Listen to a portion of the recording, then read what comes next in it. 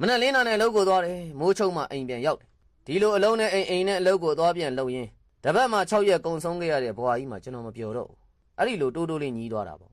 ဒါကိုလည်းအဖိုးတယောက်ကကြားလိုက်တာပေါ့အဖိုးကလည်းလူငယ်ကိုရေဘူးတဘူးကမ်းပေးလိုက်တယ်ထိုခါလူငယ်ကလည်းကျွန်တော်ရေမစသေးပါဘူးလို့ပြန်ပြောတာပေါ့အဖိုးကလည်းရေဘူးကိုဖွင့်ပြီးတဲ့အခါမှာရေတွေကိုမြေပြင်ပေါ်ကိုလောင်းချတာပေါ့ရေတွေဟာမြေပြင်မှာဘောအိမ်လေးတစ်ခုဖြစ်သွားတယ်အဖိုးကလည်းလူငယ်ကိုပြောတယ်ကြည်စမ်းကောင်လေးရေဘူးတွေကရေတွေကအခုဘောအိမ်ဖြစ်သွားပြီကောင်လေးကလည်းမထူးဆန်းတဲ့ဟန်နဲ့ပဲ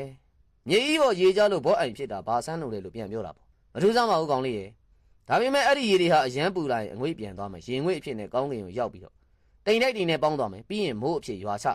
အရန်အေးတဲ့နေရာရောက်ရင်နှင်းနေအဖြစ်နဲ့ကြလာတတ်သေးတာကွာဟာဒါကရေရဲ့ဖြစ်စဉ်လေးဘာများထူးဆန်းလို့လဲလို့လူငယ်ကလည်းစိတ်မပါတဲ့လေသံနဲ့ပြန်ပြောတဲ့အခါမှာတော့ထူးဆန်းတာပေါ့ကွာအသက်မရှိတဲ့ရေတောင်မှပတ်ဝန်းကျင်ကိုလိုက်ပြီးတော့ပြောင်းလဲနိုင်သေးရင်အသက်လည်းရှိတဲ့အသိဉာဏ်လည်းရှိတဲ့လူတစ်ယောက်ဖြစ်တဲ့မင်းကဘာကြောင့်မပြောင်းလဲနိုင်ရတာလဲမှတ်တာကောင်းလေလူတစ်ယောက်ကိုတစ်သက်လုံးဒါပဲလုပ်ရမယ်ဒီလိုဘဝပဲနေရမယ်လို့ဘယ်သူမှအမိန့်ပေးလို့မရစိတ်ခိုင်းလို့လည်းမရဘူးကွာလူတိုင်းမှာပြောင်းလဲခွင့်ရှိတယ်မင်းဒီလောက်မှမပြောဘူးမို့လားပြောင်းလုပ်ခွင့်ရှိတာပဲ